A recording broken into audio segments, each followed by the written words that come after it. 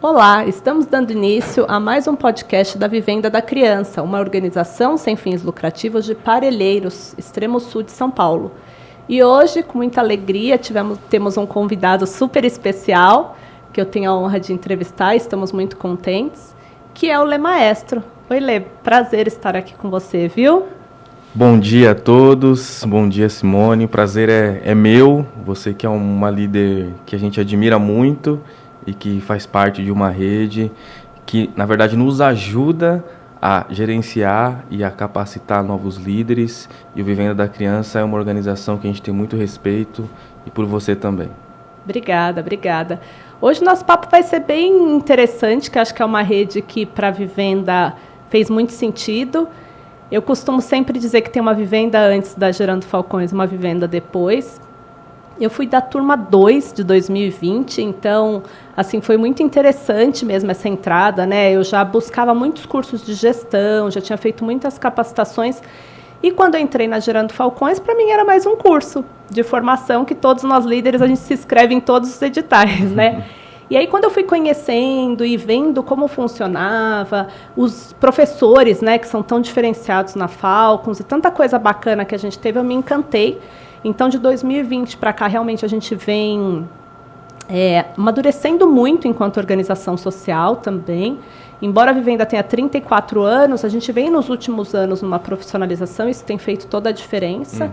E, com certeza, Gerando Falcões, assim, foi um divisor de águas, né? Então, realmente, eu estou muito feliz de te receber aqui hoje. Você sabe da admiração que eu tenho por você, pela Gerando Falcões, e por tudo que vocês plantam. E por toda a divisão que vocês fazem, né? Costumo dizer que não é uma ONG sozinha, vocês compartilham o tempo todo tudo. Então, para a gente começar, eu queria que você se apresentasse um pouco. Eu já sei um pouco da sua história, mas queria que as pessoas também conhecessem quem é o Lê Maestro e depois como que a Gerando Falcões entrou na sua vida. Muito bom. Bom, eu cresci no extremo leste de São Paulo, né, o último bairro da Zona Leste, divisa com Itaim Paulista, Itaquaquecetuba, Ferraz de Vasconcelos, Ipoá, lá no Quêmio. E com uma história ou uma trajetória de vida muito parecida com boa parte da população que está em vulnerabilidade. Então, meu pai tinha problema com alcoolismo, por conta disso, né, a temperatura muda, né? Então, muitas brigas dentro de casa, às vezes até agressão, né, com a minha mãe. Meus 2 irmãos mais velhos também, para defender ali, né, a minha mãe também entravam naquele processo de agressão. Então, foi muito difícil, né, uma infância rodeada de momentos de violência, né? Eu ia brincar no quintal da minha avó e, na época, isso há mais de 20 anos atrás, quase 30 anos atrás, meus tios eram assaltantes, então já presenciei, às vezes, a polícia invadindo o quintal.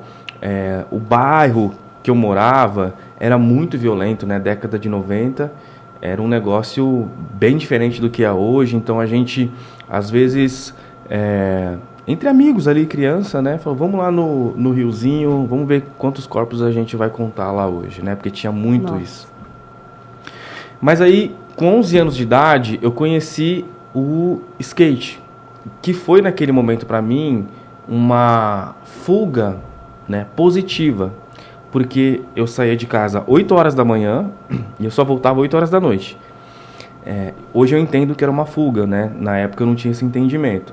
E quando eu cheguei aos 13, por praticar diariamente, eu já estava competindo, tinha patrocinador, proposta para seguir carreira, mas com 13 anos e meio eu me machuquei e tive que ficar dentro do meu quarto sem praticar o esporte durante 6 meses. E isso me levou a uma depressão, que durou 2 anos, que eu não sabia que era depressão, ninguém em casa tinha esse conhecimento. Mas eu não saía do quarto, não queria sair para a rua, não queria conversar com as pessoas. No final desses 2 anos, eu fui para uma festa e eu cheguei lá, vi algumas pessoas que eram pessoas populares, digamos assim, consumindo cocaína. E imagina, com toda essa trajetória de vida, fragilizada emocionalmente, com traumas e sequelas, autoestima baixa, falta de confiança em si mesmo, não se sentindo aceito ou pertencente a lugar nenhum, eu logo imagino que aquele grupo era o grupo que eu deveria fazer parte e que consumir a cocaína me faria pertencente àquele grupo de pessoas. Por esse motivo foi que eu consumi a droga pela primeira vez e comecei a fazer o uso recorrente para pertencer àquele grupo e fazer parte daquela galera. Com o tempo, eu comecei a perceber os efeitos que ela me causava. Então, eu percebia que ela me deixava mais confiante, e quando eu estava sóbrio eu não tinha confiança. Eu percebi que eu me sentia mais capaz de resolver os problemas, de como me comunicar com as pessoas. Então, eu me torno, a princípio, um dependente emocional dessa droga. Passou-se quase 4 anos, aí eu já estava passando 2, 3, 4 dias, 5 dias direto consumindo. Às vezes não voltava para casa, ficava na rua. Aí já não andava mais de skate, já não conseguia mais trabalhar. Então, eu comecei a tentar parar nesse momento e já não conseguia mais, porque eu já estava dependente realmente daquela química no meu organismo. Aí tive overdose, quase morri. Depois de quase 8 anos, eu busquei ajuda e fui para uma internação. E o processo de ir para essa internação foi interessante, porque tinha um amigo que me conheceu quando eu tinha 11 anos de idade. Ele era um presbítero de uma igreja. E quando eu tinha 11 anos, eu fui para essa igreja e eu, já nessa fase final do uso da droga, ele que me fez esse convite de eu ir para uma internação. Então é uma pessoa muito especial, que eu devo muito a essa pessoa. E dentro da internação, eu conheci o meu talento para música. Lá tinha um grupo de samba, assim. Eu queria muito fazer parte do grupo de samba, mas eu cantava mais ou menos, né? Assim, não era bem assim um vocalista, né? Mas eu queria ser o vocalista. Só que como eu não cantava muito bem, eu tive a ideia de escrever um rap, porque não precisava ser tão afinado, apesar de precisar. E convidei o grupo de samba para cantar comigo. E foi interessante que eu nunca tinha feito rap. Eu cheguei no cara assim e falei, pô, sou um rapper lá da minha comunidade. Nunca tinha feito rap na vida, né? Mas fui ali, atitude empreendedora já, né? E cantei pra ele, ele olha pra mim e conta uma mentira maior do que a minha. Que ele olha bem no fundo dos meus olhos e fala, pô, cara, você tem talento. E aí naquele momento acendeu uma lâmpada assim na minha cabeça e eu falei, pô, vou usar o rap, vou usar o skate. E vou montar alguma coisa lá no bairro pra impedir que as crianças sigam o meu exemplo do passado em relação ao consumo da droga. E quando eu saí de lá, eu me reencontrei com o Edu, e o Edu já estava escrevendo o livro Jovens Falcões, e eu falei, pô, o cara é preto, da favela, pô, vai lançar um livro, ele precisa ter um rap também. E eu comecei a escrever uma letra de rap que chama Jovens Falcões, que era o título do livro. Ele ficou sabendo disso, e um dia a gente se encontrou no trem, e ele me convidou para ir no escritório dele, né?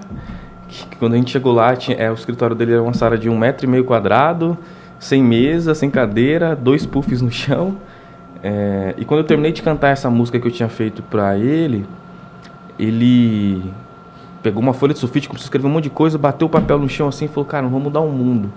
Tem um projeto assim e tal. Eu falei, beleza, tá bom. E fui embora. E eu trabalhava numa metalúrgica, era ajudante geral lá. E era o emprego que, enfim, eu me mantinha ali a minha casa, né? Pedi demissão. E saí com R$60 na minha conta, que era o que tinha. Cheguei no outro dia e falei, Edu, tô pronto. Aí ele falou, você tá pronto pro quê? Eu falei, tô pronto pro projeto que você falou. Vamos mudar o mundo. Mudar o mundo, né? Ele falou, não, mas não era agora, não tenho dinheiro para te pagar. Eu falei, agora já foi. Então, eu tenho essa trajetória antes, como eu contei aqui, até chegar nesse momento de reencontrar o Edu. E quando a gente se reencontra e ele me convida para fazer essa revolução,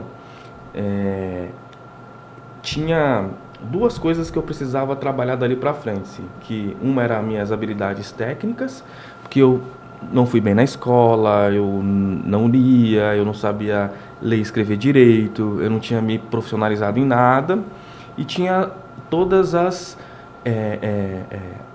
os traumas, as sequelas psicológicos que eu também precisaria trabalhar para conseguir fazer com que aquele programa, né, aquele projeto funcionasse e eu também funcionasse dentro desses programas. Então a Gerando Falcões começa com as palestras, então, que o Edu fazia. Eu cantava o rap nas escolas, tinha a Mandinha já que fazia todo o processo de comunicação e marketing, depois veio a Mayara, né, para ajudar a gente a fazer toda a gestão financeira daquele negócio. Mas o primeiro ano da Gerando Falcões, a gente tinha 2 projetos, que eram as palestras em escolas e a oficina de skate. E não tinha recurso, não tinha investimento. E eu gosto muito de falar sobre isso, porque é importante as pessoas entenderem que a Gerando Falcões não nasceu essa Gerando Falcões. Né? Tem uma história. Que todo mundo conhece. Então ela nasceu assim, sem recursos, às vezes faltava o dinheiro do aluguel do espaço que a gente tinha, já cortaram a luz da minha casa porque não tinha dinheiro para pagar a luz, já acordei de manhã. Só com arroz assim queimado no fundo da panela e não ter o que comer, né? Então foi um primeiro ano muito difícil. Até que a gente consegue então, né, um primeiro apoiador e a partir desse momento a gente entende que precisávamos nos profissionalizar, porque para receber até o primeiro investimento a gente precisava ter um CNPJ e uma conta jurídica, a gente não tinha. E aí a gente deu um estalo, falou, poxa, não é só fazer um bom projeto, fazer com amor, com dedicação, precisa ter profissionalismo, precisa fazer gestão, precisa ter uma estrutura como uma empresa para poder funcionar bem. Então a gente foi fazendo os projetos acontecerem, ao mesmo tempo que a gente foi aprendendo a fazer essa gestão financeira, gestão de processos, gestão de pessoas, gestão de projetos, comunicação e marketing. A gente foi fazendo, aprendendo, errando, readaptando.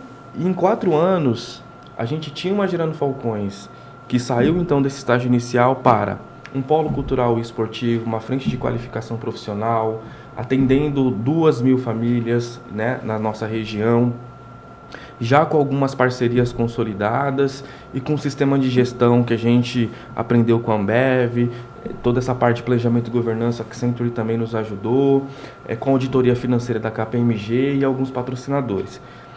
E aí a gente percebeu que precisávamos levar, então, esse conhecimento e para outros lugares e para outros líderes que vieram do mesmo lugar que a gente, que tinham o mesmo potencial, mas não tiveram acesso às mesmas ferramentas que startaram ali para a gente um novo jeito de fazer. Então, depois de 6 anos, consolidando a Gerando Falcões, construindo essa reputação, a gente começa a expandir a Gerando Falcões para outros lugares, a princípio, desdobrando a nossa metodologia de gestão. Né? Começamos em Maceió, com o Manda Ver, lá com o Jorge, aqui em São Paulo com o César, do Vozes da Periferia. Foram 2 anos, né, testando também, porque era uma nova coisa, era um novo processo, era uma nova forma de fazer. E depois desse 1 ano, a gente começou então a expandir de forma um pouquinho mais agressiva para mais 9 regiões, com mais 9 lideranças. E em 2019, a gente percebeu que precisava ter um processo mais qualitativo de capacitação e de identificação das lideranças antes delas entrarem de fato para a rede e absorverem toda a metodologia. Então veio a ideia de criar a Falcons University, que é hoje a Universidade da Liderança Social. Que é a porta de entrada, né, Lê, das lideranças. Todos os líderes que estão na rede hoje passaram pela Falcons, né? E aí vocês, enfim, tiveram a ideia, com certeza já tinham uma estrutura. E como foi começar a Falcons? Porque assim, eu sou de 2020, acho que é a turma 2, porque teve uma turma que eu não sei se todo mundo passou pela Falcons nessa turma 1, mas eu sei que a Mandinha, o César, e tem várias lideranças muito fortes Sim. que passaram da turma 1.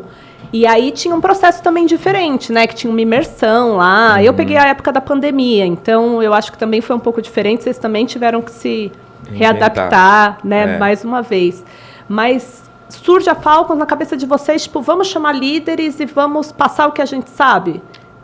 A gente... Acho que tem um pouco de continuar entregando para as lideranças, né, esse conhecimento, mas também a gente percebeu que a gente entregava para a liderança muitos desafios, talvez antes do tempo, dela não estar tão preparada. Então, a gente somou, queremos ter uma rede forte para implementar um plano de combate à pobreza no Brasil inteiro.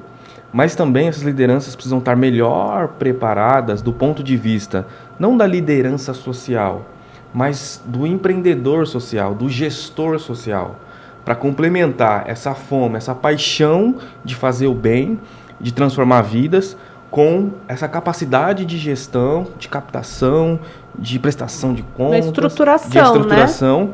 Para que aí esse projeto ele exploda do ponto de vista tanto de mais impacto, como mais qualidade e mais credibilidade. E aí a gente desenhou a Falcons antes da pandemia, a primeira turma entrou, 15 dias depois estourou a pandemia. Então a gente teve que, no meio da Falcons, se reinventar para poder terminar aquela capacitação em 6 meses. Então a gente tinha previsto ter na nossa rede, em 4 anos, 500 lideranças e estar em 1.000 favelas. Com a pandemia, a gente tomou um choque, viveu muitas dificuldades, mas a gente aprendeu que tinha uma forma de conseguir fazer mais, mantendo qualidade de formação e não necessariamente sendo tão conservador do ponto de vista da quantidade de lideranças que a gente ia absorver, porque a gente tinha colocado muitas outras... Ela ia ser muito mais presencial do que híbrida, né? Então, na pandemia, a gente teve que fazer híbrido. E aí a gente aprendeu um jeito novo de fazer, que nos trouxe, então, de 2020 para cá, ao invés da gente ter 500 lideranças, a gente finaliza esse ano com 2.200 lideranças na nossa rede, né? E em aproximadamente 6.000 favelas do Brasil, com presença, né? E já em todos os estados. E o que isso nos possibilita? Isso nos possibilita ter uma rede que, uma vez que ela está capacitada nessa base, né, que é a gestão, e ela já é uma liderança que faz impacto, agora ela tem uma base de gestão forte, que ela consiga ter essa estrutura para, tanto que os programas que ela já tem na sua ONG, os projetos que já existem, ganharem mais escala e mais força, como também esse plano nacional de combate à pobreza, ele possa ser implementado através dessa rede, né?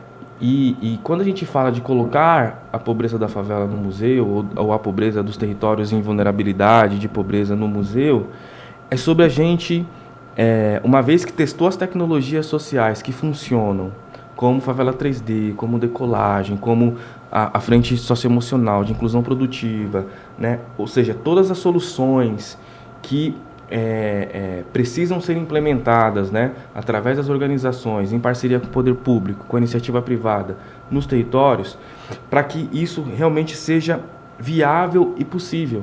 E aí, com esse plano, né, de graduação da pobreza que hoje existe no Decolagem, a gente consiga tirar as famílias, em conjunto com todos esses poderes e a sociedade civil, da extrema pobreza para a dignidade.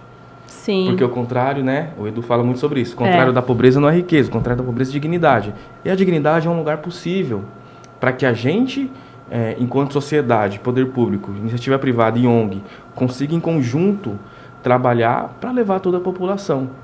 Então, esse é o nosso grande objetivo através da rede, e a Falcons nos possibilita fazer todo esse processo de capacitação e entrega das metodologias na ponta para que os projetos sejam melhor executados.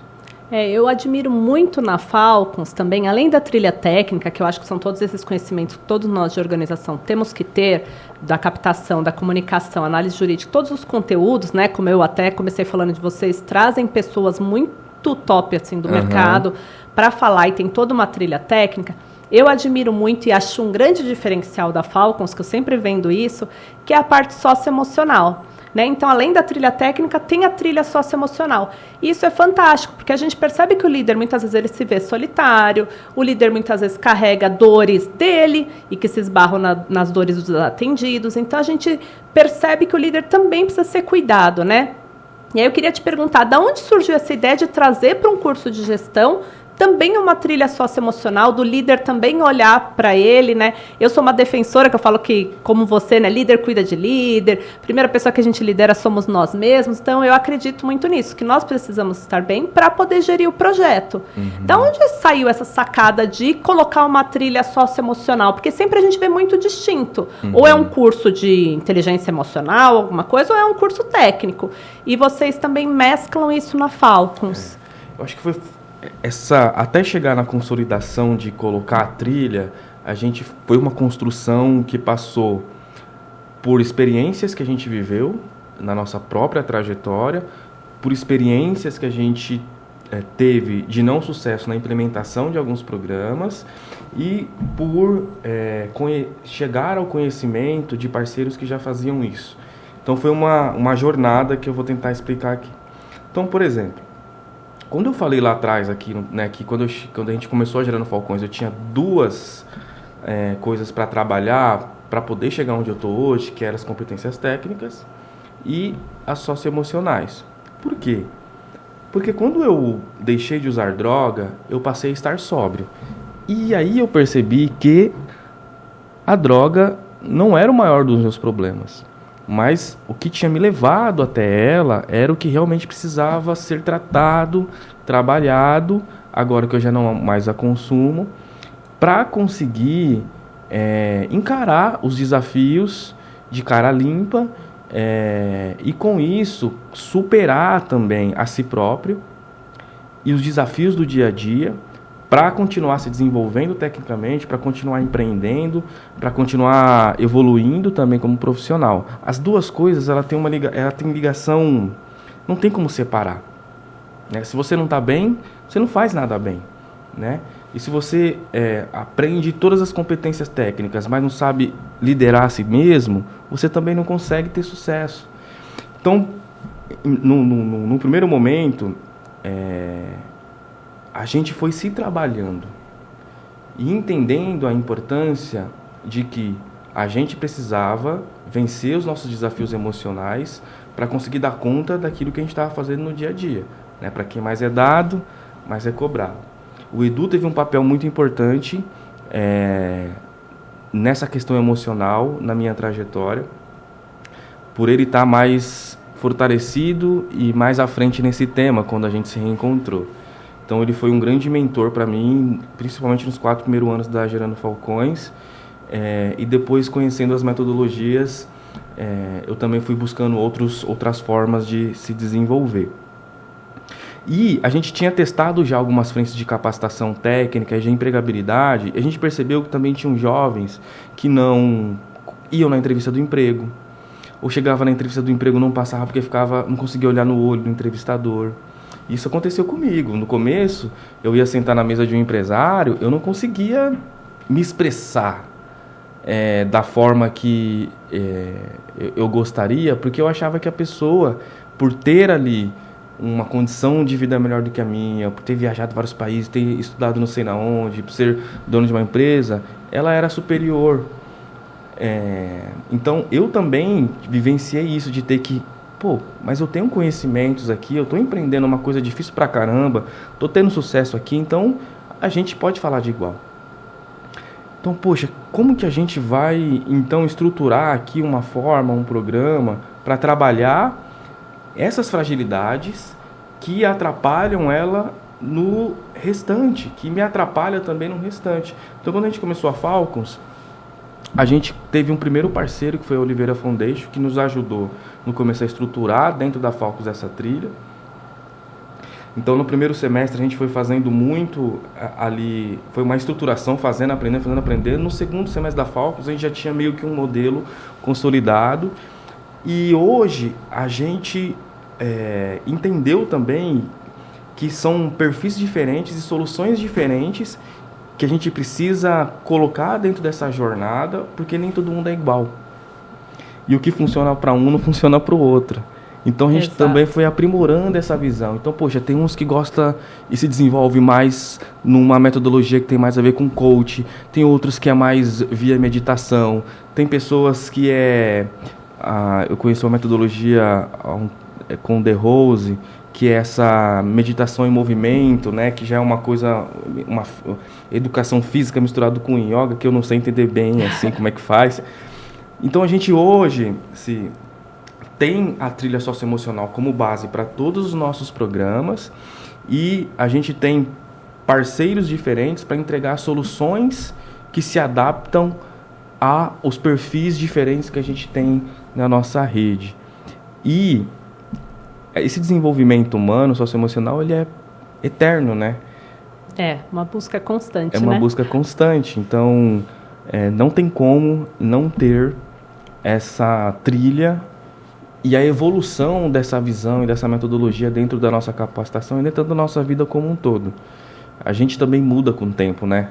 Sim. A gente muda de opinião, a gente muda de visão, a gente amadurece e a gente começa a viver outros desafios, outras crises existenciais, né? E aí a gente tem que sempre estar se trabalhando para continuar se superando e superando os desafios do dia a dia. Muito legal. Eu sou uma admiradora da Falcons, né? Hoje na Falcons a gente tem esse desenho, né, Lê, dos polos, que nem eu sou aqui do Polo de São Paulo, tem o Polo do Rio e tem vários polos. E eu sei que vocês estão caminhando para a regionalização, já tem em alguns lugares. Uhum. A ideia da regionalização, o que isso muda para o líder? Ou não muda para o líder, muda mais em estrutura de gestão? Como que vem isso para 2024? Isso vai ser a nível nacional? Quando chega a regionalização aqui em São Paulo? Já dá uns spoiler aí. Muito boa pergunta. Porque São Paulo é enorme também. A gente também fica assim, como vai funcionar? Porque é um mini país quase, né? Ótima pergunta. A regionalização ela vem para cobrir alguns gaps e acelerar o processo de qualidade e de aumento da qualidade de tudo que a gente entrega e também do impacto.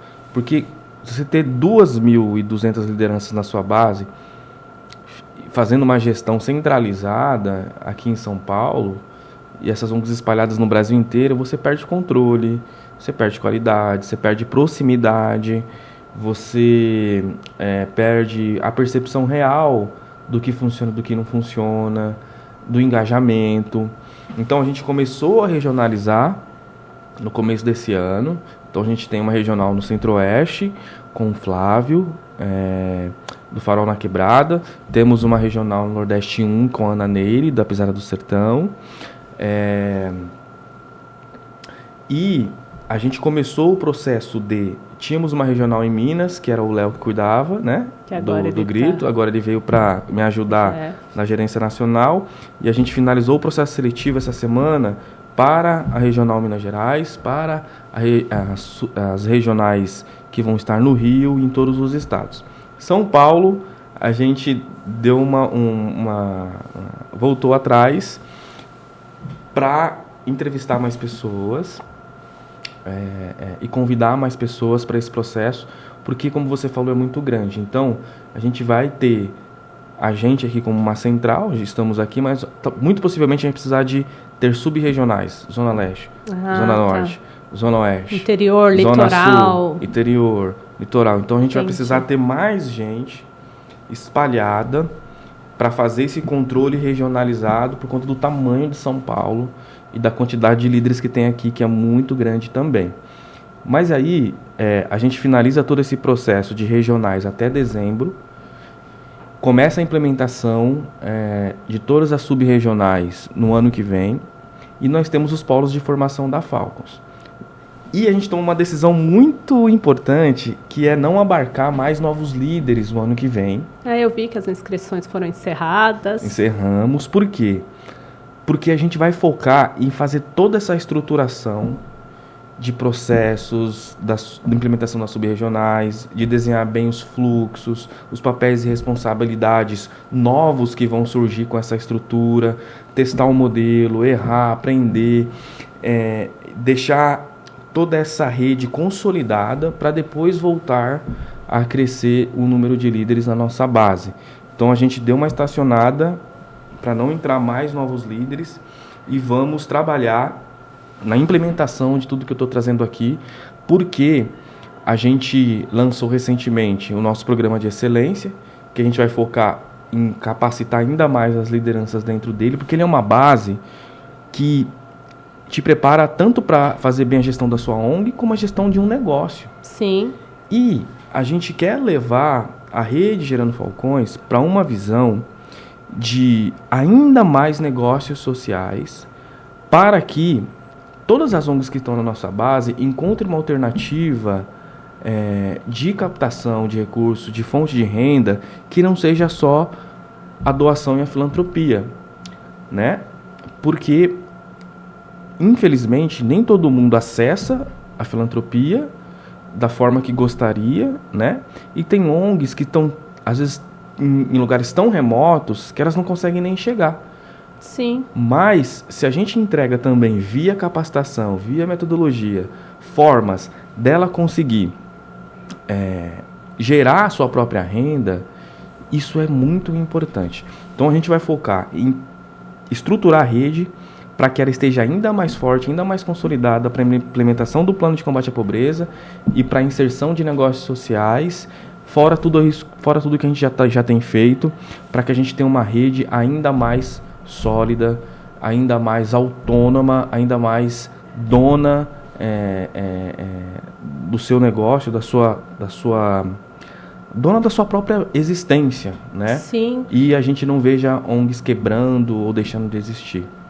Eu acho que foi um ano, não sei se é a impressão, né? Mas eu até queria que você falasse um pouco. Eu acho que foi um ano que vocês também puxaram um pouco o freio, porque eu percebo esse ano de 2023 muitas revisões internas mesmo, né? Então, que nem quando vocês tomam uma decisão, vamos fechar. Porque eu acho que cresceu tanto e veio pós-pandemia e que a gente está falando de uma formação muito bonita de 6 meses, depois da formação da Falcons tem o ingresso na rede, mas a gente sabe na vida real que também tem reclamação, nem tudo é tão lindo como tudo na vida, né? Então, tem líder que acha que não acessou, tem líder que acha que está distante. Então, quando vocês olham para dentro e falam, vamos encerrar e vamos olhar, porque está num ano que vocês estão, a gente, né?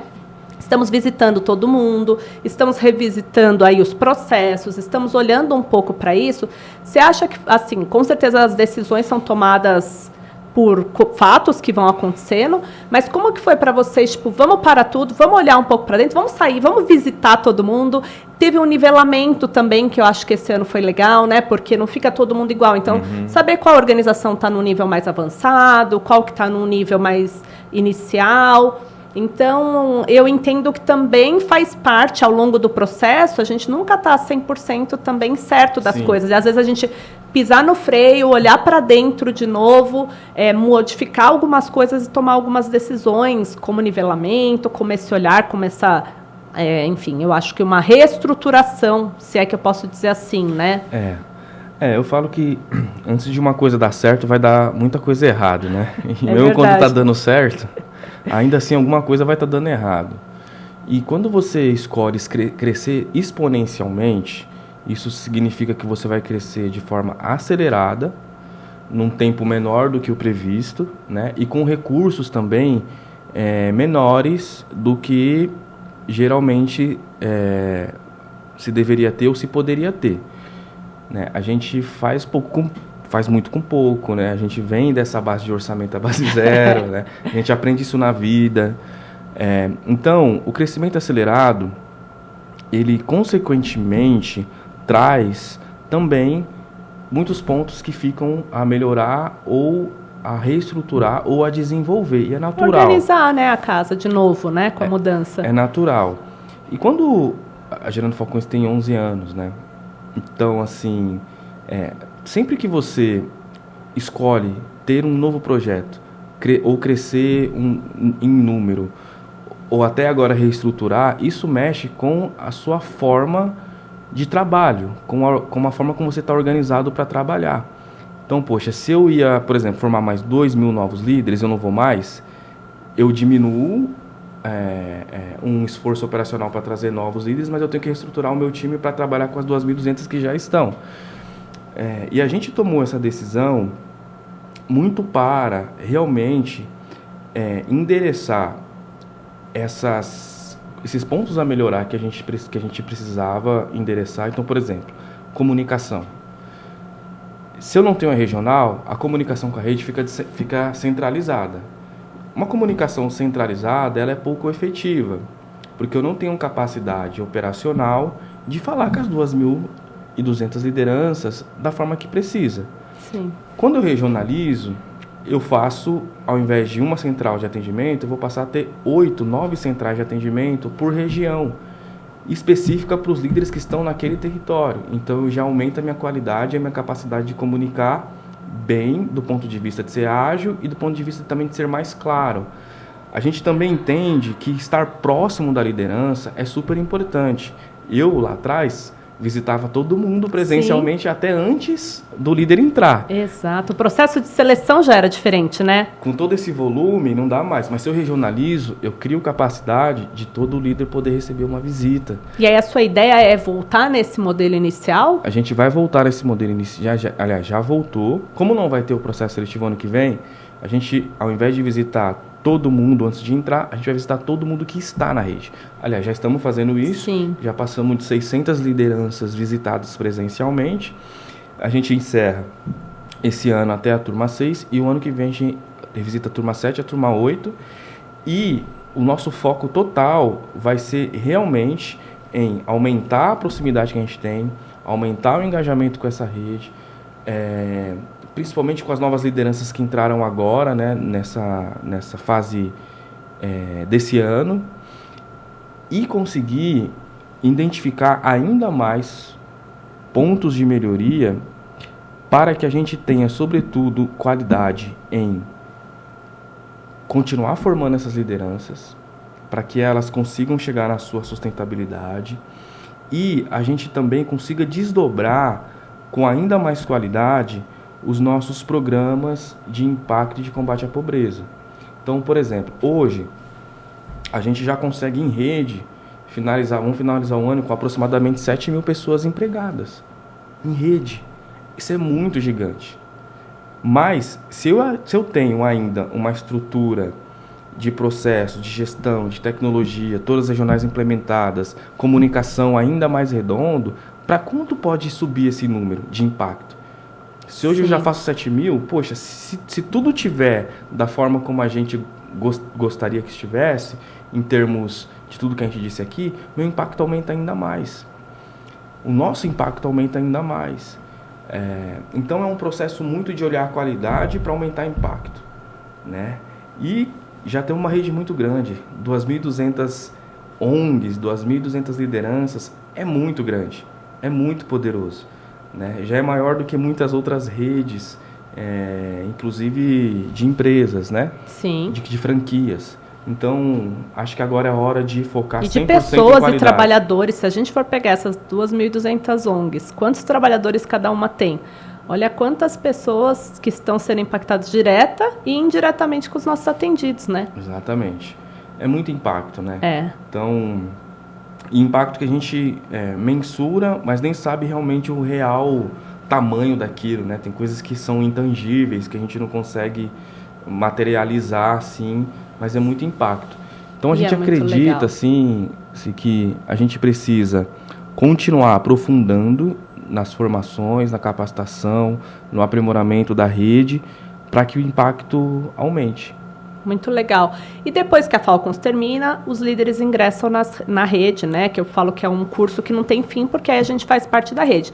E na rede, muitas oportunidades aparecem, né? Nós da Vivenda, como eu falei, nós abraçamos todas as oportunidades. Já ganhamos vários editais, estamos sempre participando, e isso também contribui muito para o desenvolvimento da organização. A inclusão produtiva que você trouxe, né? Uma frente de empregabilidade que nós passamos a olhar também, a gente empregava só jovem aprendiz. E nós falamos, por que não a mãe do jovem, o tio do jovem, o pai, enfim. Então, abrimos essa frente também na parceria com a Gerando Falcões. Então, esse mês, mesmo a Vivenda empregou 384 pessoas. Nunca na nossa história a gente tinha... Parabéns. Olha quanta gente. Então, assim, a gente fica tão contente, né? Porque a gente acredita muito na mudança da vida dessas pessoas, fortalecendo, para que eles saiam mesmo desse papel, sabe? De ficar muitas vezes também aguardando uma doação ou, enfim, um benefício, né? É empoderar essas famílias, que elas podem arrumar um emprego, elas podem ter oportunidade, e tudo isso é disponibilizado na rede, através dos editais, das oportunidades. E vocês lançaram recentemente aí agora a Rede de Excelência, que para mim já era uma rede de excelência, mas eu acho que até nesse objetivo também de conseguir atingir mais líderes, né? Então lançaram já edital Aidatim e tem outras oportunidades muito bacanas que vêm. Como que você pode trazer um pouco para os líderes, né, que às vezes não aproveitaram ainda as oportunidades da rede? Tem muita gente também que fala, eu estou na Gerando Falcões, mas eu não consegui nada. Mas você já se inscreveu para algum edital? Não, nem me inscrevo. Então, muitas vezes eles também não tentam, né? E aí, como que você acha que a gente pode engajar os líderes, mostrar para a rede, enfim, garantir aí o envolvimento dessas 2.200 lideranças, para não ficar tão centralizada, talvez, ou parecer que tem um privilégio que não existe. É um edital. E como que a gente garante esse engajamento da liderança na rede? A gente está fazendo um trabalho, né, dentro dessas visitas, de conseguir, de fato, identificar os níveis, né, se é básico, se é intermediário, se é avançado. Qual que é o nível que essa ONG está? Isso é uma primeira coisa. E a segunda é de lançar os editais por níveis e por regiões também, para que, de novo, ela tenha mais oportunidade competitiva, tenha mais, do ponto de vista de conseguir, dentro do nível dela, escrever um edital que faça sentido para ela e que ela concorra também com outros que estão no mesmo nível, que seja, de fato, voltado para as características daquela região. Então, isso por si só vai trazer mais clareza de como que ela pode fazer e aonde que ela pode fazer. Acho que isso é uma primeira revisão importante para aumentar engajamento. A segunda coisa é essas lideranças terem essa autonomia ou essa atitude própria de ir buscar em quem já fez, em quem que está na rede, que passou pelo mesmo processo que ela e já conseguiu vencer algumas etapas, porque ela vai, talvez, desmistificar muita coisa que, às vezes, impede ela de avançar em algum processo. Então, por exemplo, quando eu conto como a Gerando Falcões começou e o nosso processo, as pessoas falam, nossa, muita liderança, eu comecei assim, ou eu estou assim. Se identificam, né? Se identificam, porque para todo mundo é possível. Não existe nada que é impossível. Existe o quanto que a gente está disposto a continuar caminhando com humildade e aberto para aprender, para desenvolver, enquanto tudo está dando errado. Porque, imagina se eu, por exemplo, tivesse desistido quando eu acordei de manhã sem luz em casa e sem comida para comer. Né? E minha mãe lá, eu tinha uma sobrinha pequena na época. Imagina se eu tivesse desistido. Mas eu estava naquela condição, tendo que continuar acreditando que eu iria em algum momento dar certo, ao mesmo tempo aprendendo muitas capacidades técnicas que eu não tinha e ainda tendo que desenvolver as minhas habilidades emocionais. Então, eu acho que tem uma questão de, deixar mais claro e a gente levar formas de essa liderança estar mais engajada, mas tem uma questão que é pessoal de cada um, de olhar e falar, eu vou atrás. E eu vou fazer o impossível para conseguir chegar lá. E quem é que já fez? Desde o começo, a gente tem esse comportamento. Vou aprender com fulano que já fez, vou pedir, essa empresa aqui é a melhor empresa em gestão no Brasil hoje. Me ensina aí, como é que vocês fazem isso? Isso é fantástico. Quanto a Gerando Falcões busca o tempo todo, né? Vocês desde o começo com a Ambev, com tantos parceiros que ajudaram. E hoje, com 11 anos, do jeito que a Gerando Falcões está, vocês viajam, você foi para a África, vocês vão para Bangladesh, vocês vão rodar também atrás de aprender também. Como que deu certo e eu vou pegar aqui, né? Eu acho que é muito nesse espírito, o líder também. Aqui, lógico, numa proporção menor, mas dele falar, poxa, se o outro fez e deu certo, por que eu também não posso entender e aprender e desenvolver, né? Porque às vezes quem olha de fora pode parecer que, sei lá, aquela técnica, aquele processo, aquele projeto é algo muito mirabolante, assim, impossível de ser feito. Só que às vezes é uma dica que a pessoa precisava ter. Falou, nossa, é isso. Não acredito que era isso. E aí você abre uma janela assim de visão, de oportunidade na sua cabeça, que você começa a correr atrás. Nós temos que fazer isso. Eu sempre falo que, se você quer dar certo, se quer fazer o seu negócio crescer, quer fazer sua ONG crescer, a primeira coisa que você precisa estar é aberto para aprender. E aprender com quem já fez, com quem é mais experiente que você. Senão, você vai se fechar no seu mundo e vai tentar coisas que não vão dar certo e você não vai tentar de novo porque você acha que a única forma de fazer é aquela e já que não deu certo, não é para mim. E não é assim, né? De novo, antes de dar certo, vai dar muita coisa errada. Se você pega todo mundo que fez negócios exponenciais, de famosos, inclusive hoje, você pega na trajetória, a pessoa faliu 2, 3 vezes antes de conseguir. A pessoa hoje está no auge, mas continua lá explodindo os foguetes dela, tá dando coisa errada, mas aí tá testando coisa nova. E a nossa vida é assim. A gente vive assim. O líder social, principalmente que vem de uma trajetória de dificuldade, de vulnerabilidade, essa pessoa, ela desenvolveu habilidade de inovação, ela desenvolveu habilidade de criatividade, de resiliência, de orçamento à base zero, porque não tem nada, tem que fazer muito e é desde criança. Quantos de nós não pegou pedaço de madeira para construir um carrinho para brincar, porque não tinha condição de ter o carrinho comprado na loja? Tô dando um exemplo, né? Ou teve que ir lá pegar pedaços de boneca e fazer uma montagem para ter sua boneca para brincar. Quantos de nós não teve que fazer isso? Isso gera algumas consequências talvez traumáticas, mas também, se você vira a chave e utiliza essa experiência traumática para uma habilidade de reinvenção, você faz coisas extraordinárias. Lá no começo da Gerando Falcões, eu tinha uma oficina de skate, não tinha dinheiro para comprar troféu, nem medalha, e nem para nem ter os obstáculos de skate. Então, o que eu fiz?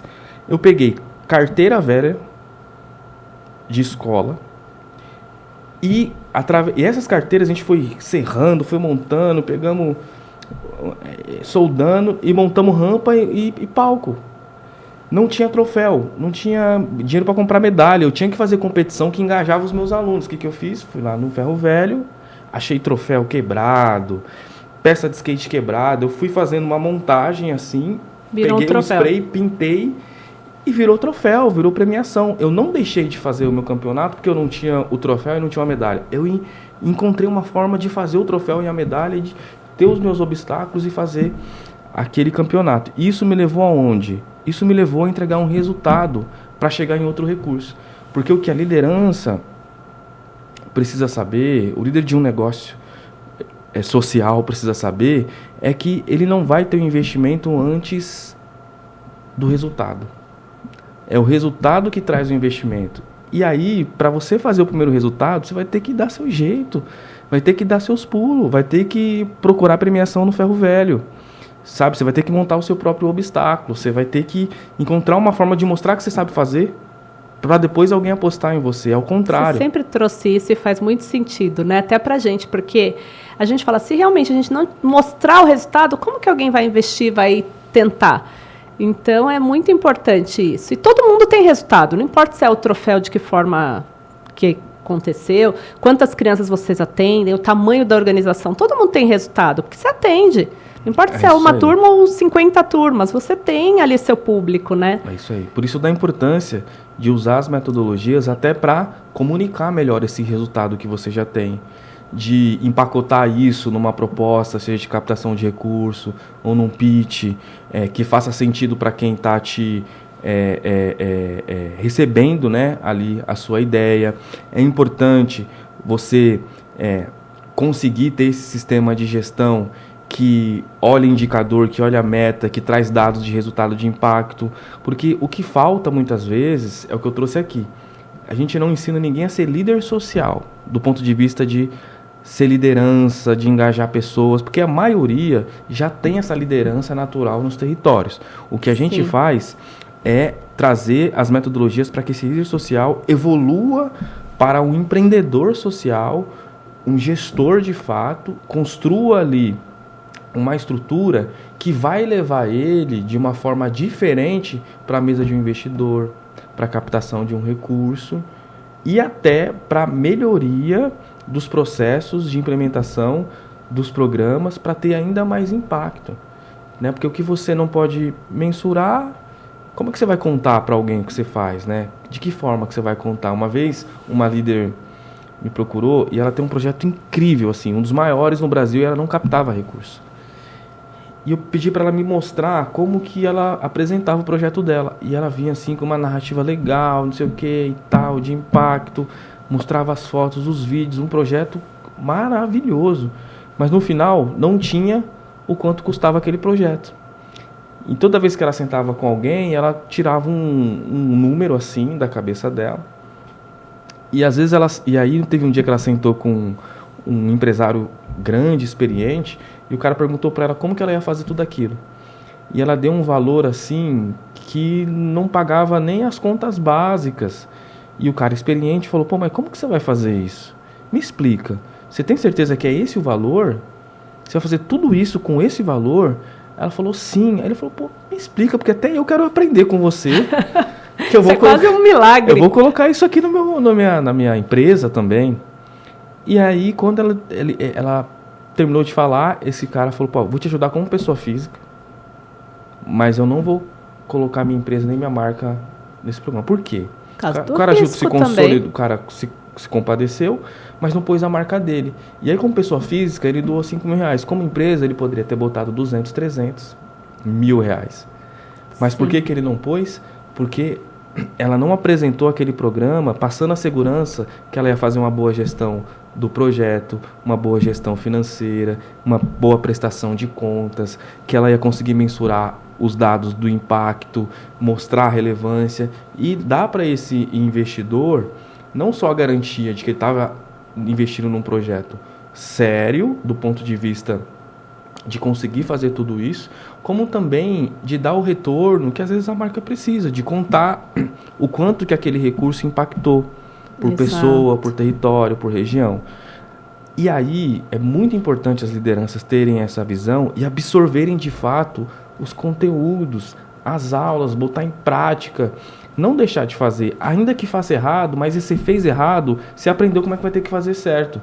Porque tem muitos que falam assim: pô, eu faço um projeto tão lindo, eu transformo a vida de tanta gente, por que ninguém acredita na minha ideia? Às vezes, só está faltando você contar melhor essa ideia e passar mais confiança do ponto de vista de que você vai conseguir entregar e vai entregar bem feito, sabe? Eu acho que isso é uma virada de chave importante, que aí pessoas como você, por exemplo, que faz isso muito bem, que foi aprimorando esse processo muito bem, entre outras ONGs da rede que implementaram de forma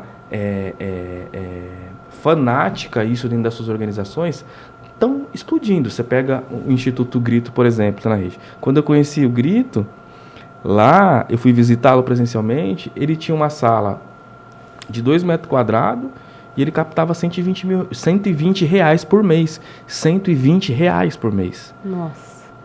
O ano passado, o Grito, ele captou 1,5 milhão de reais. O Grito tem uma sede gigante. O Grito tem uma loja, o Grito tem uma oficina de costura. O Grito quadruplicou de tamanho. E o que fez ele quadruplicar de tamanho? O programa de excelência, as metodologias de gestão. Ano a ano implementando, resiliente, ano a ano implementando, resiliente. 4 anos depois... É um processo, né, Lê? Não vem rápido também. A gente às vezes acha que vai ser uma chave mágica, que a gente vai sair captando milhões em um ano, né? Mas é uma construção realmente.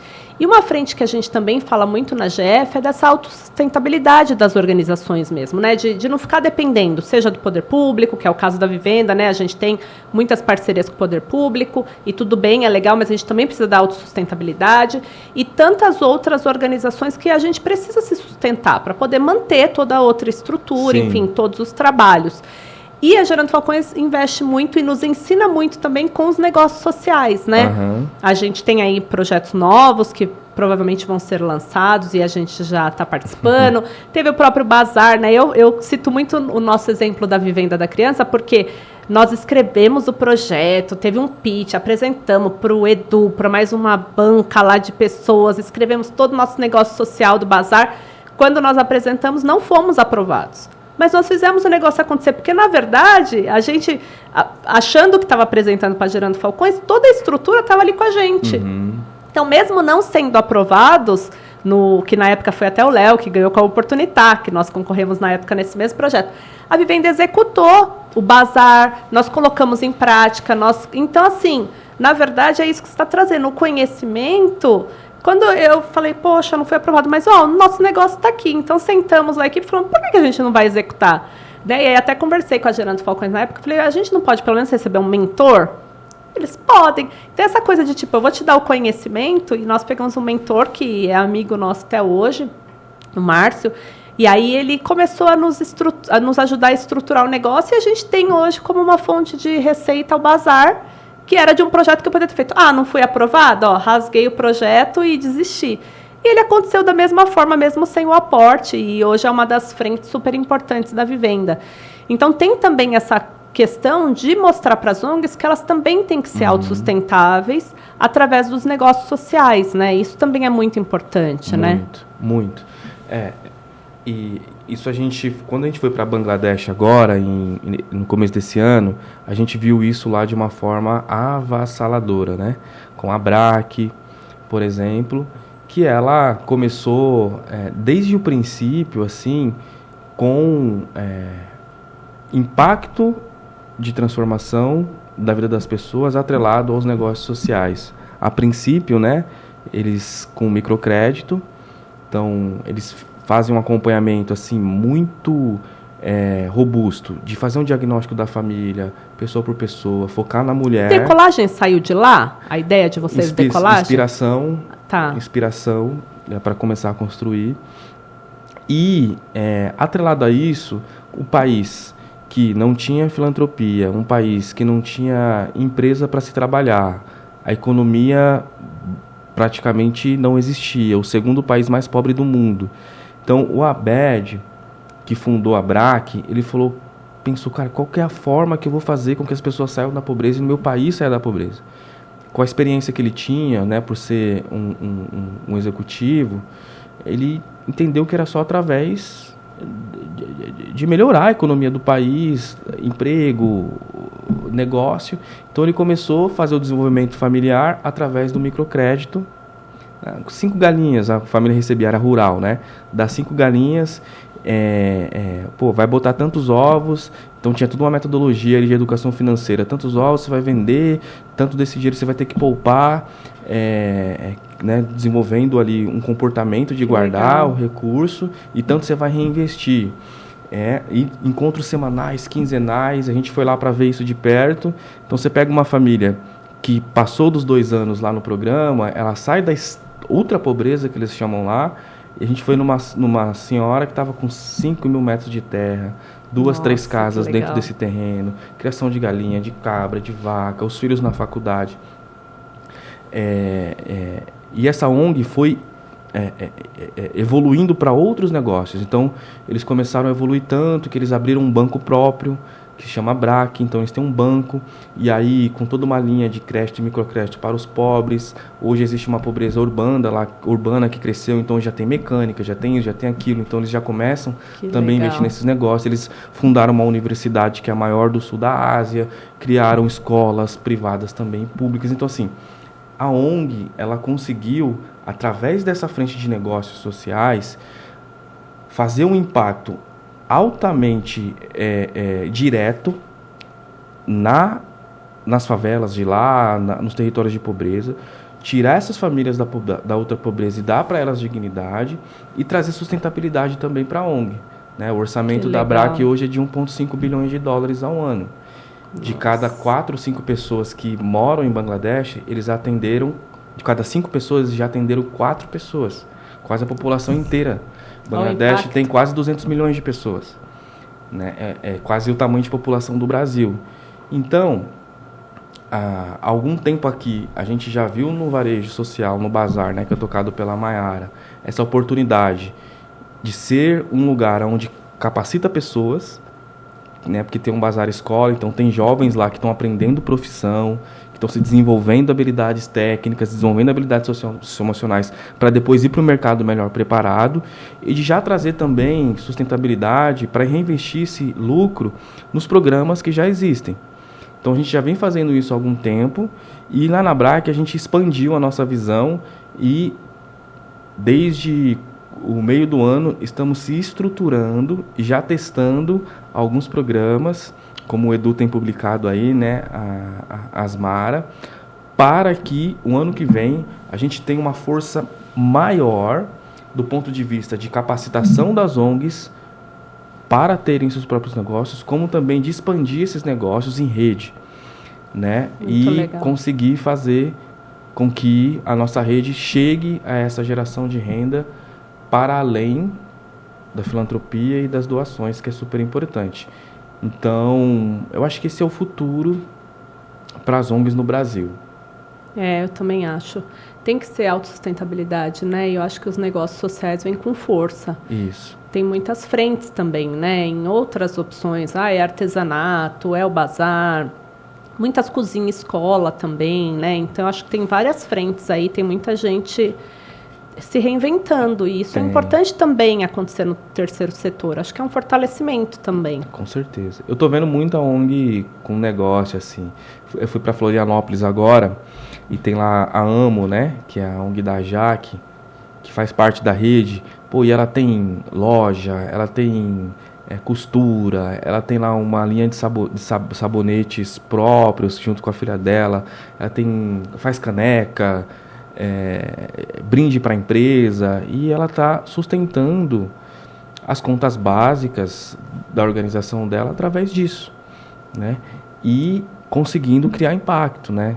Uma outra, junto com ela, a Kátia, né, que tem uma escola de cuidadores de idosos, então forma os cuidadores da periferia, emprega esses cuidadores, consegue gerar renda, né? Então, eu acho que a gente precisa também levar essa visão para a rede de líderes, para que elas busquem essa fonte alternativa de economia circular, se prepare para isso. A Falcons vai trazer essa preparação mais forte ainda o ano que vem também, com módulos, com capacitação, com formação, para que a gente crie uma rede forte do ponto de vista também de negócio. É importante, né? A filantropia é bom, vamos continuar também captando recursos, as ONGs têm que continuar também se desenvolvendo para isso, validando seus parceiros e etc. Mas, né, como tudo em qualquer área, né, você nunca pode ter uma fonte só de alternativa ou de geração da renda. Você precisa diversificar, e no terceiro setor a gente também precisa dessa diversificação, porque o mercado também entra em crise. As doações também podem diminuir, né? Alguns parceiros podem também optar por não doar mais ou não doar a mesma quantidade, porque às vezes estão revendo também lá internamente as suas questões. Então é importante que a gente tenha fontes alternativas de geração de renda para que o nosso impacto na ponta não seja comprometido, porque no final tudo que a gente faz vai desaguar no melhor ou no pior atendimento das pessoas que estão na extrema pobreza. Sim. O nosso lucro, no final do dia, ele é o lucro de quantas vidas a gente transformou. Quantas pessoas a gente conseguiu, ou famílias, tirar da pobreza. Quantas pessoas saíram lá daquela situação de extrema vulnerabilidade e hoje conseguem ter dignidade. O quanto a gente conseguiu elevar o terceiro setor para, de fato, conseguir exercer a sua força de colaboração para fazer mudanças sistêmicas, né, para envolver de fato e criar junto ou influenciar, na verdade, as políticas públicas. E vocês também transitam bem, né? Empresa privada, o poder público e o terceiro setor. Porque tem muita organização que não quer se aproximar, né? Ou das empresas, ou porque acha que... E, na verdade, é um trabalho em conjunto mesmo, né? Até para que a gente possa ter um resultado, eu acho que maior. É isso. O poder público tem o papel dele, a iniciativa privada tem o papel dela, o terceiro setor tem o seu papel e a sociedade também tem o seu papel. Então, o que acontece hoje... muitas coisas não dão certo porque às vezes a gente está trabalhando desgarrado. E as coisas que dão geralmente certo é quando a gente consegue colocar todos esses atores para trabalhar em conjunto e de forma concreta, genuína e processual, a colaboração ser mais efetiva. Porque aí a gente consegue usar a nossa capacidade, a nossa expertise para fazer, por exemplo, uma conexão com os serviços que já existem no poder público, no sistema, que às vezes as famílias não conseguem chegar, não conseguem acessar. Às vezes o diálogo também não está acontecendo, e a gente sabe o desafio de conseguir, né?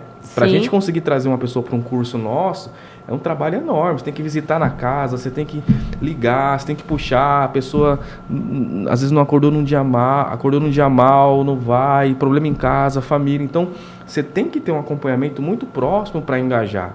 E, às vezes, aquela pessoa, ela nem sabe os direitos que ela tem, ou não sabe os deveres que ela tem, não sabe o que ela pode acessar. E a gente pode cumprir um papel, inclusive, de conectar essas famílias, essas pessoas a essas oportunidades, essas soluções que já existem, né? E também de trabalhar em conjunto, né, com todos esses atores e esses poderes para que a gente pense soluções sistêmicas para o Brasil, né?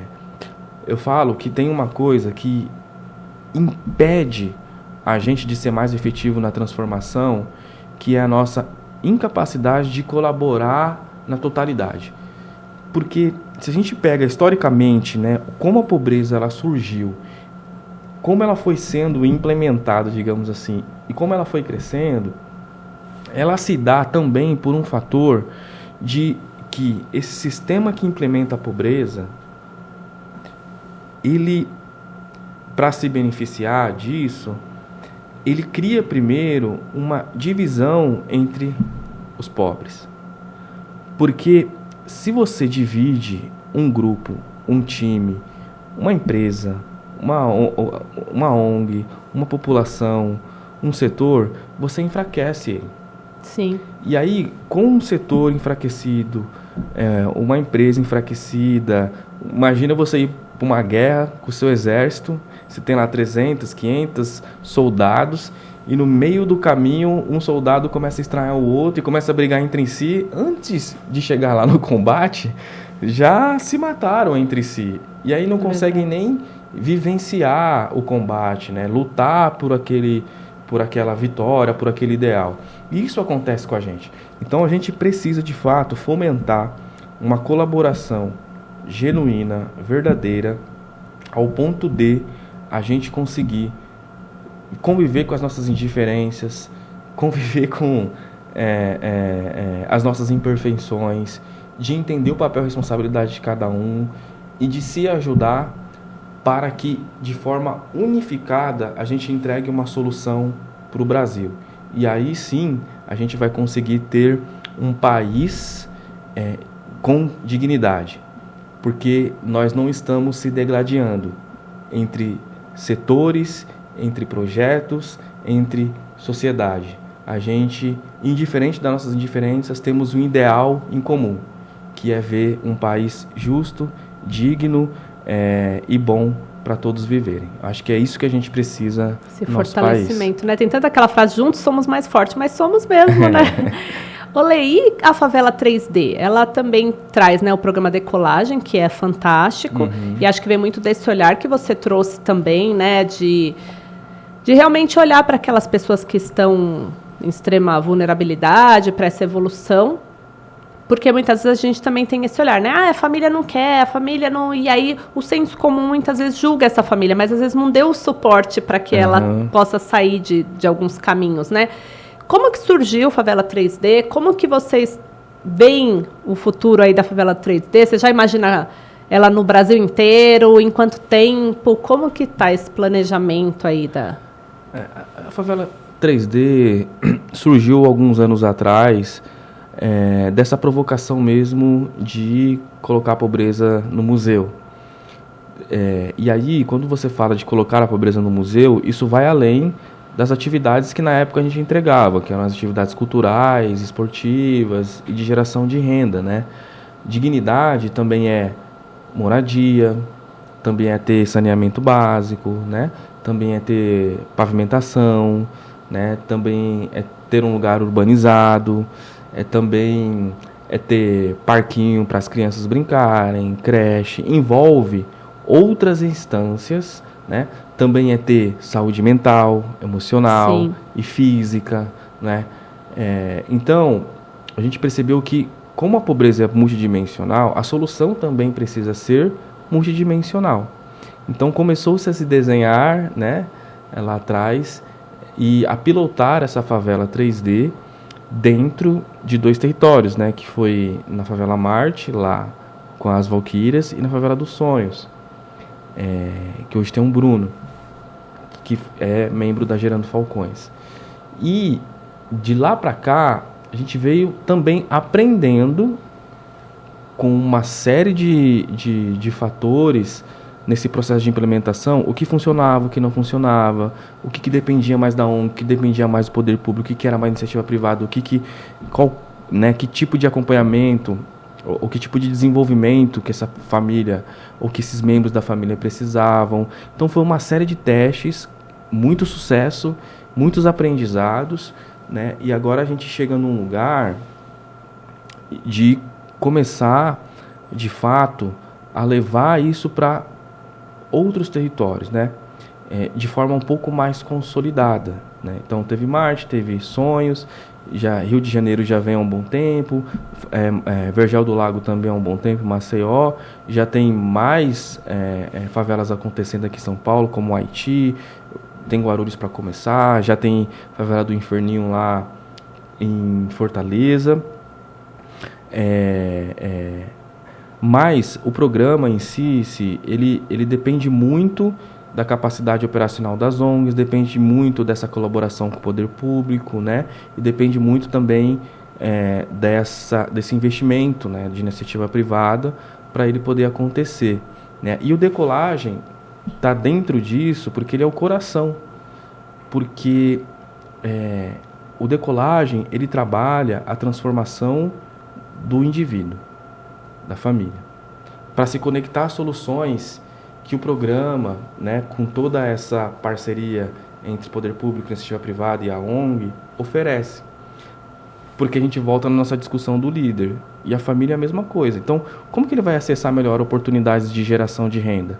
Se ele tiver melhor capacitado tecnicamente, se ele tiver também melhor nas suas emoções, se ele estiver desenvolvendo as suas habilidades, né, para resolução de problemas, é a mesma coisa. Só que o grau às vezes, de defasagem escolar ou emocional, ele é maior, porque a vulnerabilidade que essas famílias estão, e há muitos anos, é muito extrema. Então, a gente encontra com o Decolagem uma forma mais profunda, mais didática, mais constante, de estar com essas famílias quase que todos os dias, para fazer com que ela evolua de maneira mais rápida ou dentro do tempo ideal para que ela consiga sair da extrema pobreza. Porque só a solução física não necessariamente vai tirar ela da pobreza. Tem um tempo esse programa? 2 anos. 2 anos. Todos são desenhados para 2 anos de acompanhamento. 2 anos, né?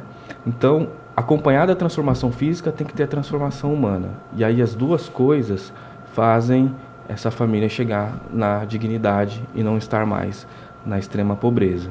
Mas a gente aprendeu muito, né? E tem a Nina, que é a nossa diretora de tecnologias sociais, que toca diretamente, né, esse programa, que de fato vamos fazer aí um ano de 2024, os próximos anos, com um programa muito mais robusto e ainda com mais qualidade.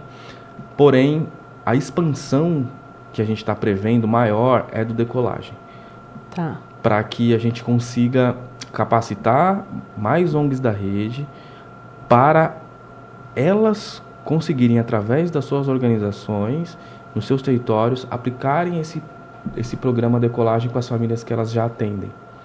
Porque o Decolagem pode levar a pessoa à dignidade por si só. Porque se ela passa todas essas etapas de vencer as suas emoções, de se superar, de se desenvolver tecnicamente, de estruturar a família, de colocar na creche, etc., ela consegue possivelmente chegar num lugar que ela começa então a pensar em prosperidade. Porque é muito louco isso. Enquanto a gente não sai da pobreza, extrema pobreza econômica, e da extrema pobreza de mentalidade, a gente não consegue, de fato, fazer nada. E tudo aquilo que você recebe de oportunidade, às vezes desperdiça. Não porque você não quer, porque você não está interessado, é porque às vezes você está tão fragilizado que até as oportunidades que te chegam até você não consegue aproveitar. Sim. E isso pode acontecer, inclusive, com a gente.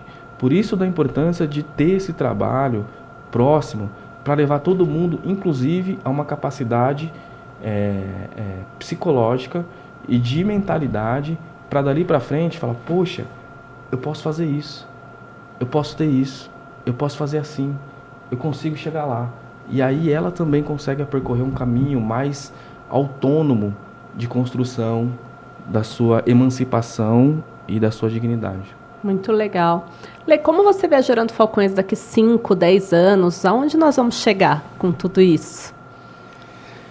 Essa é uma pergunta que me leva a muitas visões, mas de forma bem resumida, eu vejo a Gerando Falcões como uma habilitadora de soluções e de implementação de programas que tiram famílias da pobreza. Eu vejo a gente entregando um legado de que a gente vai conseguir, com muito trabalho, com muita colaboração, que a gente pode conseguir entregar para o país uma metodologia que funcione até independente da Gerando Falcões, que outras ONGs, que seja ONG, não seja ONG, seja empresa, seja poder público, consiga executar para que a gente veja de fato esse país chegando no lugar que a gente deseja, que é no lugar de dignidade. Porque eu acho que tem muita coisa boa que funciona no terceiro setor, tem muita coisa que funciona boa no poder público também. Sim. Tem muita coisa boa que tem empresas que estão fazendo. E a gente não se conectou ainda como país para entender isso e chegar no refinamento total dessa colaboração para que haja uma solução que ela seja entregue independente de quem esteja entregando. Que eu acho que esse é o maior legado que a gente pode deixar até para um negócio, né? Que a gente fala, pô, se a Gerando Falcões funcionar, se o Edu, se o Lê vai estar ou não vai estar, se os fundadores vão estar ou não vão estar, pô, atingimos o nosso objetivo de construir realmente um negócio sólido, porque ele funciona pelos processos, pela visão, pela cultura. Então, independente de quem está fazendo, ele funciona. Então, se a gente conseguir entregar uma solução nesse sentido, independente de quem fizer, vai funcionar, eu acho que a gente chegou lá. Legal. E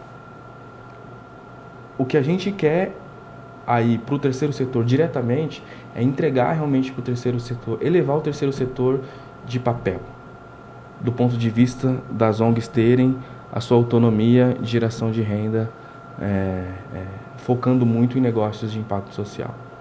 Acho que despertar essa visão no terceiro setor de favela, de periferia, de sertões, de alagados, né, de ribeirinhos, de ONGs que não têm essa visão, que não chegaram a essa visão, eu acho que isso também é algo importante que a gente pode contribuir com o terceiro setor no Brasil. Com certeza. Eu acho que tem um caminho muito bonito para trilhar. Espero que a gente esteja para viver tudo isso, né? Eu brinco lá na Vivenda, que eu falo que a gente trabalha para um dia a gente não precisar mais trabalhar, porque a gente quer que as famílias estejam tão já emancipadas e protagonistas que não precisem mais da ONG, né? É isso. E Lê, assim, a Gerando Falcões tem também uma cultura muito forte, né? Com as hashtags, com também a cultura do voluntariado, desse envolvimento, né? Que a gente tem voluntários que dão aula para Falcons, que são empresários. Enfim, tem mentores para jovens. São tantas frentes abertas. Como que vocês lidam com o time, mais os voluntários, enfim, a parte mesmo de gestão de pessoas? É um desafio muito grande, né? Porque também tem que cuidar dessa equipe, né? Porque também vocês mesmos equilibram tantos pratinhos.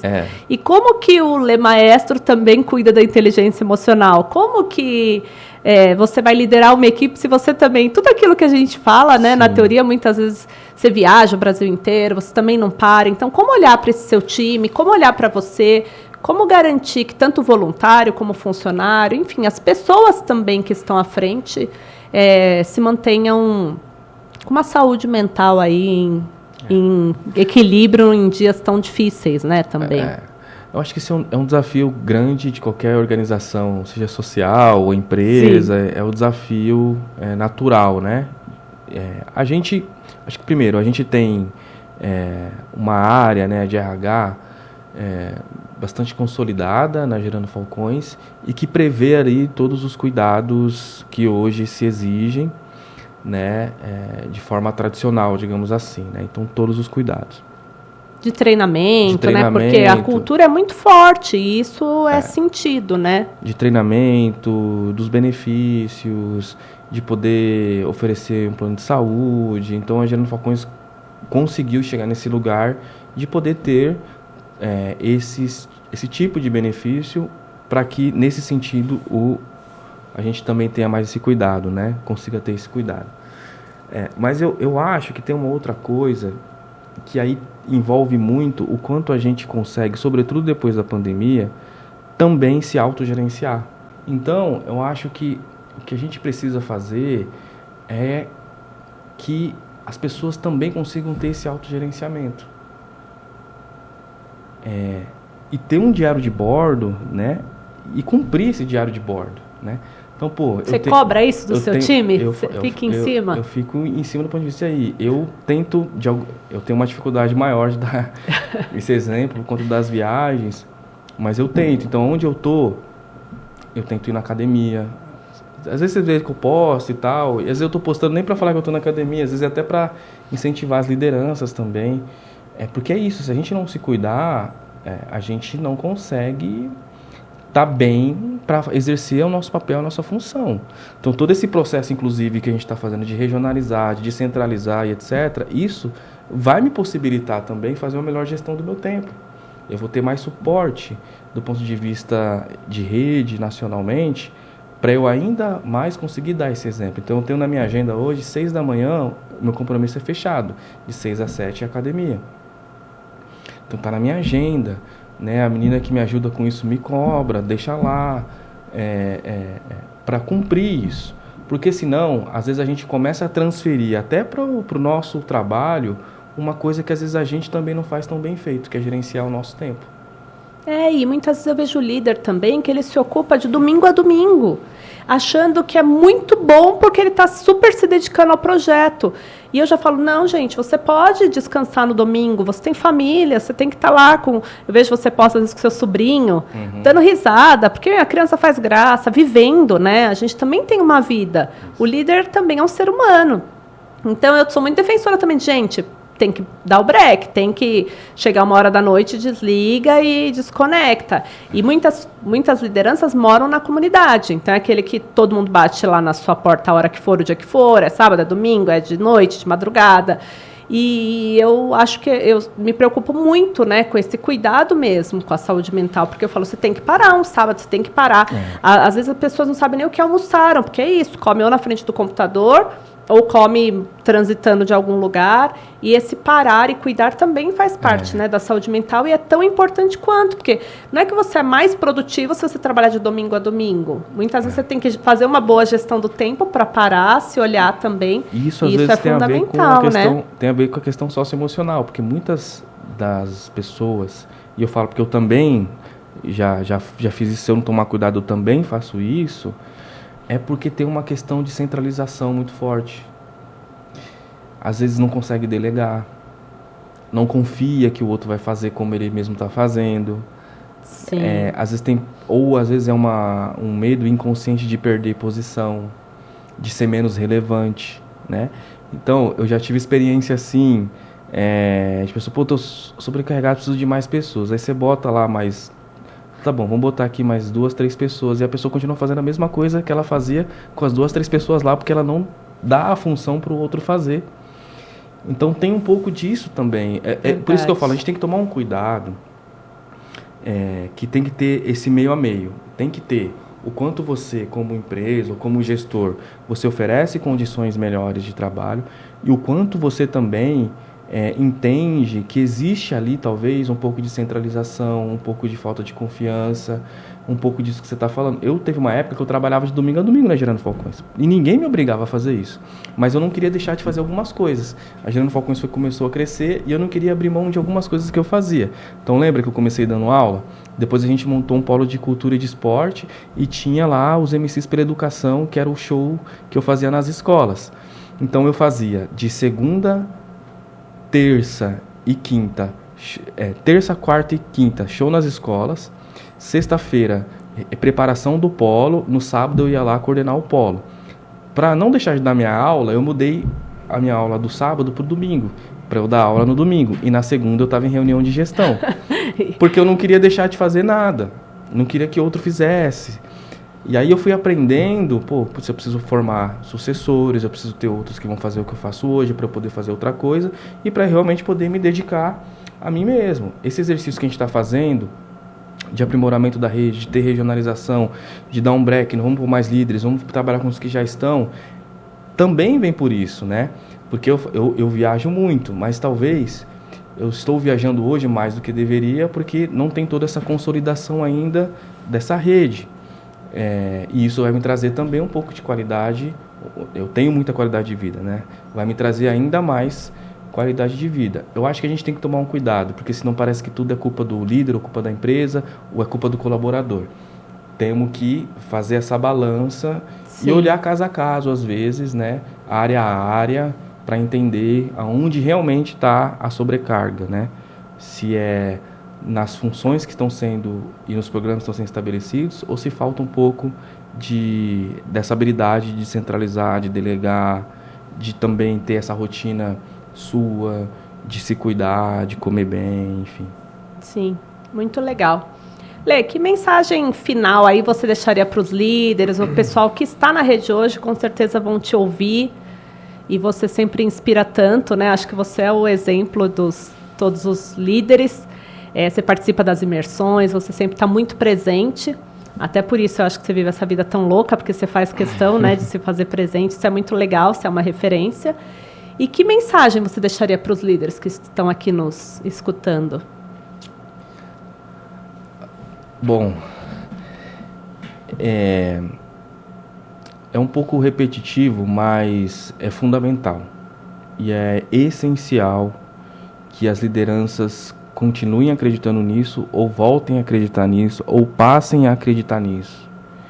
Que tudo que essa liderança almeja construir, conquistar, aprimorar, aonde ela deseja chegar, os sonhos que ela tem para realizar, os sonhos das pessoas que ela quer realizar, vai depender muito da capacidade de conseguir continuar caminhando para frente, mesmo com tudo dando errado.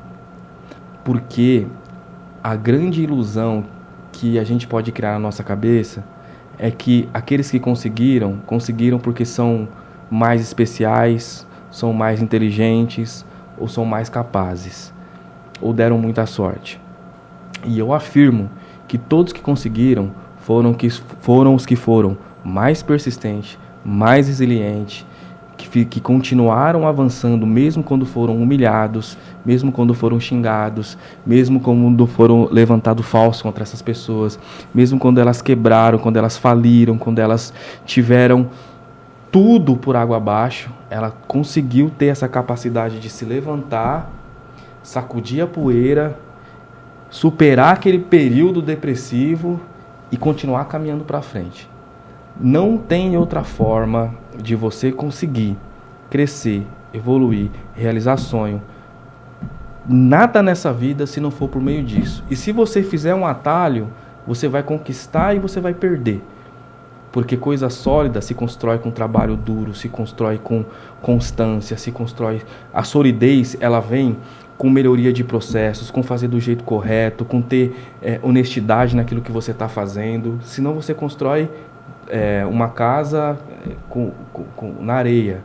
Se você quiser construir uma casa na rocha, você precisa ter a coragem de vencer a si mesmo e de vencer os desafios do dia a dia e de encontrar em todas essas frustrações uma oportunidade de ser melhor e de fazer melhor.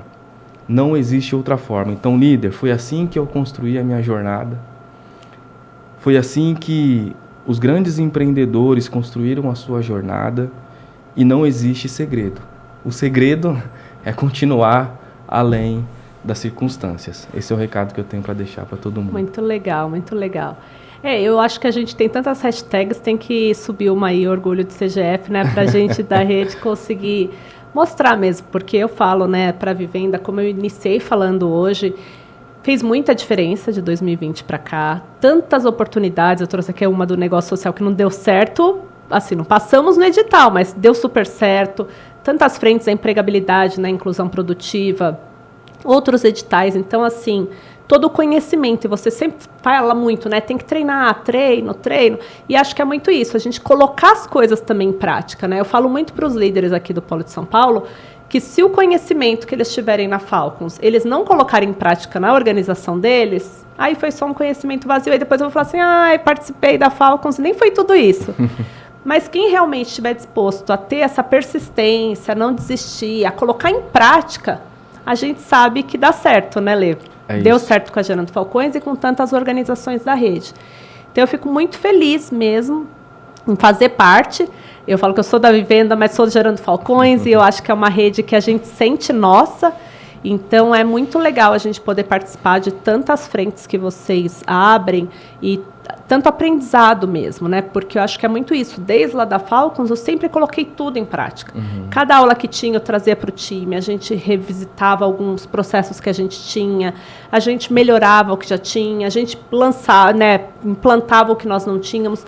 Então, foi um processo, assim, e tem sido até hoje, de muito crescimento. Então, eu acho que isso é fundamental para todas as organizações que realmente abraçarem isso, né? E a rede é muito... Eu costumo dizer também que a rede é nossa.